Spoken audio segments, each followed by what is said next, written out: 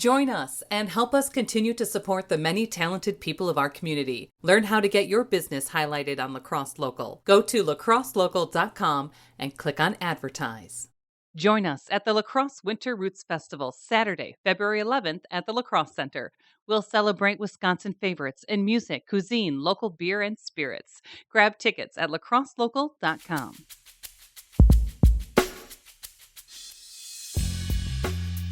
Today we chatted with Eileen and Alejandro at Frozen River Film Festival, one of our favorite annual festivals offering documentary films, workshops, speakers, performances, and more.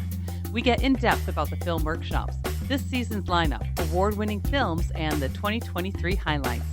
Check out the Frozen River Film Festival February 5th through 12th in Winona, Minnesota. You can find more conversations, food reviews, live music, weekend picks, and events on our website, lacrosselocal.com. I'm Amy. And I'm Brent. And this is Lacrosse Local. Hi, everyone. I'm Alejandro Palacios. I'm a filmmaker, and I've been working with the Frozen River Film Festival for the last few months on a documentary filmmaking workshop. Yeah, so what is a little bit more about you? What is your sort of your origins and also like getting to Frozen River Film Festival? What's your background? Yes, of course. So my film was selected last year. That's the first time I came to Winona. So I had an opportunity to experience the film festival, connect with the people in the town, and I had a great experience with the staff at the festival and Eileen, of course. And so I had an opportunity to share back in February last year. I had a chance to do a workshop. Eileen invited me to see if there was anything that I wanted to share with the attendees. So I prepared something, and at the time it was what I shared was how to get your film on PBS. That was the workshop I shared with attendees, and we had a really good response from people, and hopefully it was something helpful for them. And I think it was. It's probably one of the most useful tools that I've learned so far in terms of distribution. So that's basically how we started, how we connected. And then a few months later, Eileen reached out to me to see if I was interested in offering a documentary.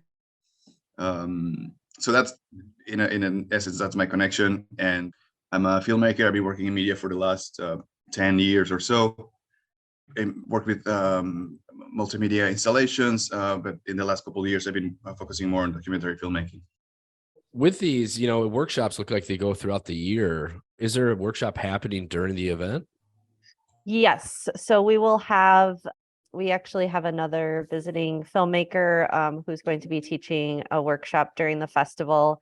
Her name is Sally Rubin, and she has had a film in the festival before, a film called Hillbilly. And then this year, she has a really cool sort of animation style documentary called Mama Has a Mustache that is going to be part of the festival. So she'll be teaching a workshop, and then we're still in the process of lining up a couple other learning opportunities during the festival, but we are working on a longer term filmmaking summer camp for next summer that would be open to area youth. Nice. Jumping into the movies, what are some of the highlights that people could expect for 2023? Oh, well, we have a ton. So we each year get lots and lots of films submitted to us. Last year, we got over 200 films submitted. This year, we're right around that number as well. And obviously, we only have so much time to show everything. So we do go through and select the best options as far as quality, subject matter, what we think our audience will like. And we have ended up with about close to 60 films, I think, that will be in the festival this year. They are a mix of feature-length films, so 60 minutes or more is a feature-length film in our festival. And we also have shorts, so films that are anywhere from 3 minutes to 20 minutes, 45 minutes, anything in between there. I think some of them are going to be really, really popular. There's a really beautiful film called Ranger that I've been very excited to bring to the festival, directed by this fellow named Austin Peck when he was living in Kenya, and managed to capture the process of the first female wildlife rangers that become part of an anti-poaching staff for a national park in Kenya. And it's just this really beautiful, really powerful film. So I'm very excited that we will be able to show that. And then in relation to what Alejandro has done with our festival, we will have a showcase where the folks who participated in this first workshop series over the past few months will get to show some clips from the films that they're working on. So they won't have them completed just yet, but it'll be a nice opportunity for them to share their work with their family and friends and sort of show the community what they've been working on. And do you have some favorites that are coming? All the topics are great, and I'm not just being generous. I feel that way. I think a lot of the topics came from people asking over the last couple of years, like, what's going on? What am I doing? What's my role? We have a lot of seniors in our group, and you could tell that a lot of their questions were like, what do I do with this? Like, my kids are gone, like, then the pandemic happens, and I'm older, and how do I fit in? But in between all those questions, there was this natural, it felt like a natural orientation. Like, I have this creative side of me. What can I do with this? And so a lot of mental health topics came up about it. And then there's also like a couple that are working together. And I mean, they're partners in this film, and they're preserving a chunk of land in Rochester, and they want to do like trails and biking trails and that kind of stuff. I think they're all really important, but that one in particular, I feel like it's really powerful because it's kind of like picking up let's make a film about this project that we want to do in order to promote it, in order to raise awareness and support for it. I think that's really clever. But then all the other ones that have to do with mental health, that have to do with dancing, it's people that say, you know, that have expressed, I'm a filmmaker, I just don't know how to do that, or you know, I'm in the process of figuring that out, but I know I'm a filmmaker, I'm a storyteller. So that's exciting, just to see people finding their way to tell their stories. I think all of our stories have a matter. We all have something to say about our journeys, about our life. So it's exciting to share the tools that I've learned, that I have, with other people, and see what they come up with. And I'm really excited to see either the trailers or whatever they can share, and later on hopefully see the films as well. You know, I followed the Frozen River Film Festival. I actually volunteered about 15 years ago. It seems like yesterday, but you know, it seems that the festival is always, you know, just like talking about the kind of multi-layers, the mental health. It always seems the festival there's the fun, you know, energy components, but it's dealing with, you know, real world themes. Sometimes there was cooking classes, sometimes there was music. It just seemed to always have this kind of layer of multi-messaging, multi sort of participation that I always really enjoyed. How has that adapted over the years? Do you have something that, you know, new this year, or things that you've continued from the past that have just been a kind of a straight through line since then? Yeah, we have a few new features this year that we're really excited about, that I'm really excited about. One of which is that, you know, there is so much recreation that happens in this area. And this year we were able to officially partner with a group called the Rec Alliance of Winona. And because of that, we will be able to offer a special festival pass called the Winter Rec Pass. And if folks purchase this pass, it will allow them to attend an ice climbing clinic, Oh, wow. which normally costs like $95, and it'll be included in this pass. And then the clinic will be taught by Eric Barnard, who's a very well-respected climbing guide in the area. So just sort of integrating those very natural companions of getting outdoors and appreciating nature and documentary film.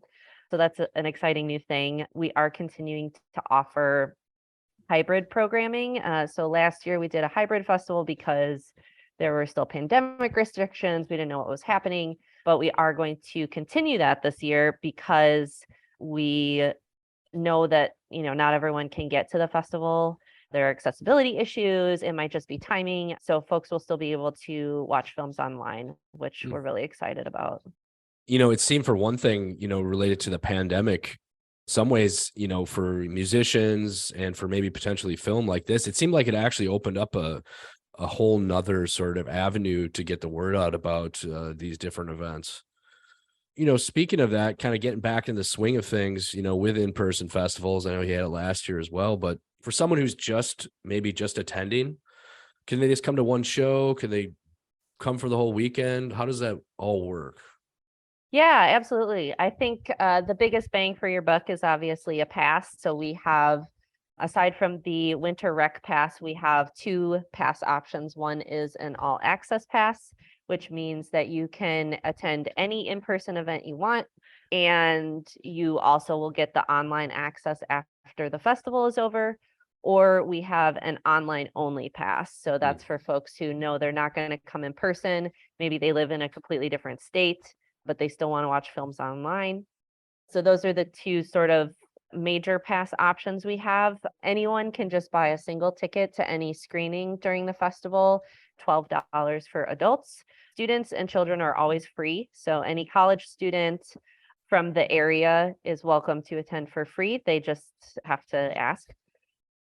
Oh, we also do have day passes for the 2 weekend days of the festival. So if you just want to come on Saturday or Sunday, you could buy a pass for the day. And then we are having there's workshops, there's other events that happen during the festival aside from the films, but one that we're really excited for this year is that on Saturday, February 11th, we are going to have our awards ceremony. We normally do that on Sunday, but we thought this year it would be cool to do the awards Saturday, announce the winning films, and then we'll be showing all of those award-winning films on Sunday in case anyone missed them and wants to see them. And then we'll also be having an after party at No Name Bar here in downtown Winona. And actually our guest curator this year, Mary Capers, who's from the Twin Cities, is going to DJ that party. So she DJs a lot around town. And so she's going to be our guest DJ for the evening. So it should be a really good time. Sweet. It seems like Ed's and Frozen River Film Festival just kind of No Name Bar, no longer Ed's, I believe. Yes, No Name. It's a good pairing, as always. Yes. Yeah. And Cindy and Brian are great to work with there. I feel really fortunate that we have so many businesses here in town that are so supportive and so willing to collaborate with us. So we're super excited about that. Anything else you want to throw out there? If I could just invite people for the festival. If for any reason you're not interested in watching films, but you're interested in learning, I think you would benefit from coming and hearing and watching some of the films that students have made. If you're curious, if you're interested in creating and doing storytelling, I think this might be a good opportunity for you to just have a sense of what they're doing and the kind of tools your community already has at hand. There's a lot of amazing things and in terms of training and gear and all kinds of things that would be great for people to take advantage of. That's what I keep reminding folks. Like, this is a great place for you. You should come and be part of it. Thanks, Alejandro. And I'm so grateful that we've been able to work together because, Alejandro's based in LA and it feels like he's become part of the community. I mean, he's really connected with the folks in this class. And for me, as someone who's worked with lots of artists, of many different kinds of disciplines, I always think that connection to the community and really making people feel like even if they are not like a professional artist, that they are artistic and that they have a story to tell.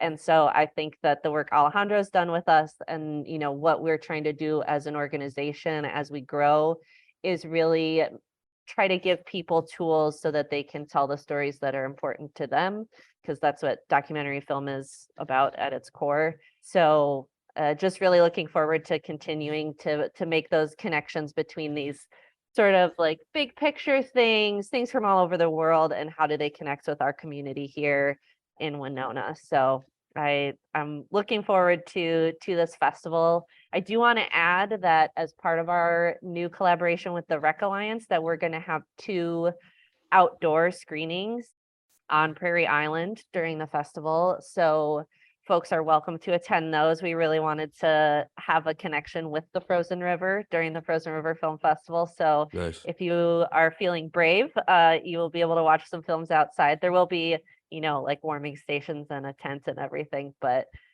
continuing to grow and expand what we have to offer. Well, sweet. So taking place February 5th through the 12th, which is, man, a full week. So it seems like you definitely, schedule out some time to attend. February 5th through the 12th in Winona, Minnesota. People just head over to frff.org, right? That's right. La Crosse Local Podcast is a production of River Travel Media. Do you have an interview idea you'd like to share with us? Message us on Facebook at La Crosse Local. Find out more about us at lacrosselocal.com, and you can subscribe to the La Crosse Local Podcast on your favorite podcast app. If you like us, rate us 5 stars. We appreciate it.